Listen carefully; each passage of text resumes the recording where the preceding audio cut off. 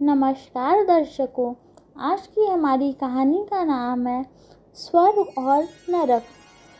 एक बुजुर्ग महिला की मृत्यु हो गई। यमराज लेने आए। औरत ने यमराज से पूछा, आप मुझे स्वर्ग ले जाएंगे या नरक? यमराज बोले, दोनों में से कहीं नहीं। तुमने इस जन्म में बहुत ही अच्छे कर्म किए हैं, इसलिए मैं तुम्हें प्रभु के धाम ले जा रहा हूँ। बुजुर्ग औरत खुश हो गई, बोली, धन्यवाद, पर मेरी आपसे एक विनती है। मैंने यहाँ धरती पे सबसे बहुत स्वर्ग नरक के बारे में सुना है। एक बार मैं इन दोनों जगहों को देखना चाहती हूँ। यमराज बोले, तुम्हारे कर्म अच्छे हैं, इसलिए मैं तुम्हारी ये इच्छा पूरी करता हूँ। चलो हम स्वर्ग और नरक के रास्ते से होते हुए प्रभु के धाम चलेंगे। दोनों चल पड़े। सबसे पहले नरक आया। नरक में बुजुर्ग औरत ने जोर जोर से लोगों के रोने की आवाज़ सुनी। वहाँ नरक में सभी लोग दुबले पतले और बीमार दिखाई दे रहे थे। औरत ने एक आदमी से पूछा, यहाँ आप सब लोग की ऐसी हालत क्यों है? आदमी बोला, तो और कैसी हालत होगी? मरने के बाद जब से यहाँ आए हैं हमने एक भी दिन खाना नहीं खाया।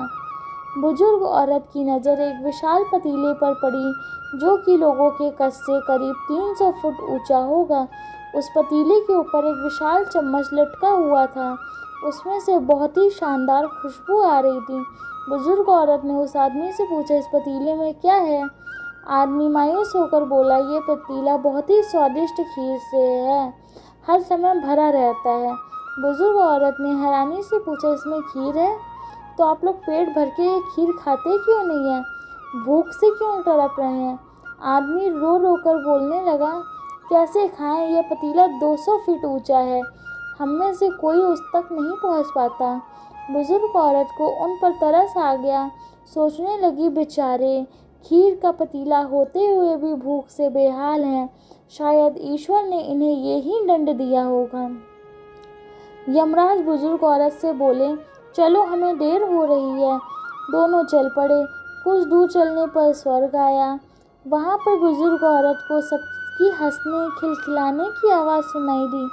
सब लोग बहुत खुश दिखाई दे रहे थे। उनको खुश देख के बुजुर्ग औरत भी बहुत खुश हो गई।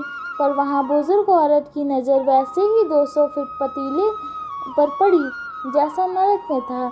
उसके ऊपर भी वैसा ही चम्मच लटका हुआ था। बुजुर्ग औरत ने वहाँ लोगों से पूछा, इस पतीले में क्या है? स्वर्ग के लोग बोले कि इसमें बहुत ही स्वादिष्ट खीर है। बुजुर्ग औरत हैरान हो गई। उनसे बोली, आप लोग तो इस तक पहुँच ही नहीं पाते होंगे। वो लोग बोले, हम तो सब लोग इस पतीले में से पेट भर के खीर खाते हैं। औरत बोली, पर कैसे? पतीला तो बहुत ऊंचा है।